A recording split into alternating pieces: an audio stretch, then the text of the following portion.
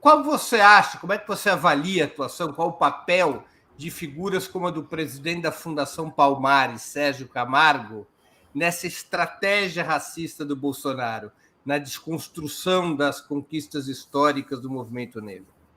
É uma estratégia antiga também, não é de agora, isso remonta os nossos tempos mais longínquos aí, da invasão europeia, do Império, da República. A gente tem uma sociedade que articula pensamentos de maneira geral, interesses de maneira geral.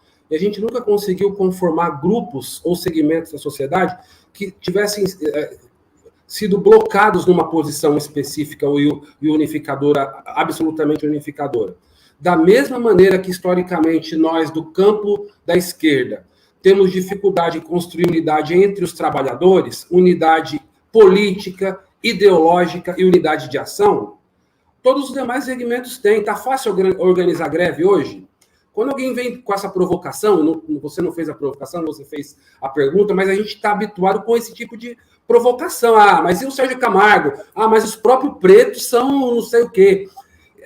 Lamentavelmente, parte de uma experiência empírica, é verdade. Eu tenho brincado, eu vou usar um termo aqui mais pesado, me perdoe. Eu tenho brincado, Breno, que hoje eu defendo o direito dos negros de serem canalhas.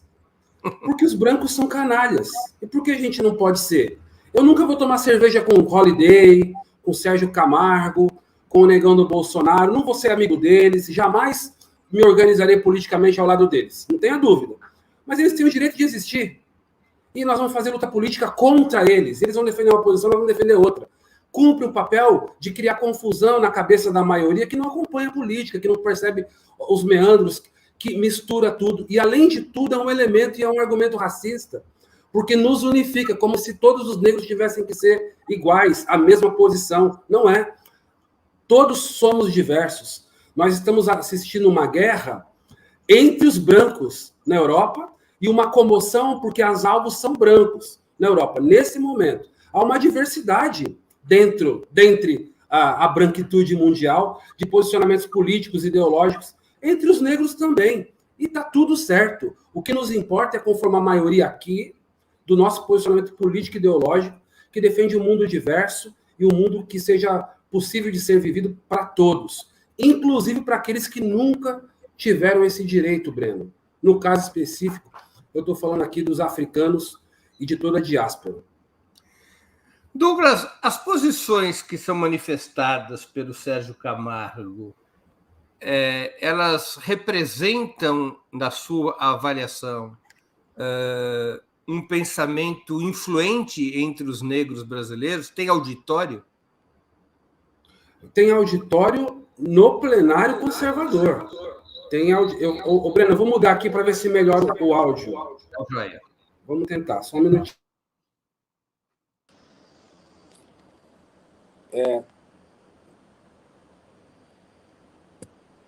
Perfeito, melhorou o áudio. Melhorou? Melhorou. Sumiu o ruído. Perfeito. Olha só que beleza. Obrigado, gente. Não, tem ruído nesse mesmo campo, né?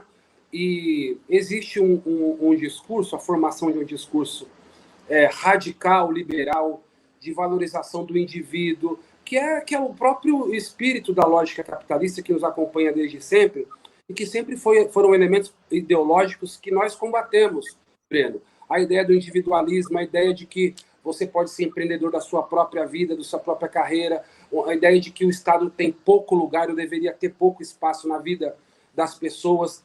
Isso tudo é elevado à potência do debate racial. Então, não mudou. O artifício de pano de fundo ele não muda, mas ele tem a questão racial como um elemento a mais nessa elaboração. Então, tem vazão dentro desse setor e disputa a opinião pública que já está, de alguma maneira, ganha para o discurso liberal. Então, a principal argumentação, e eu dou isso como exemplo prático, contrária às políticas de cota racial nas universidades, qual foi? Sempre foi o debate da meritocracia, certo? Qual o principal argumento de pessoas negras conservadoras aliadas ao bolsonarismo? De que as nossas proposituras, elas são mimizentas, para usar o termo da moda, certo?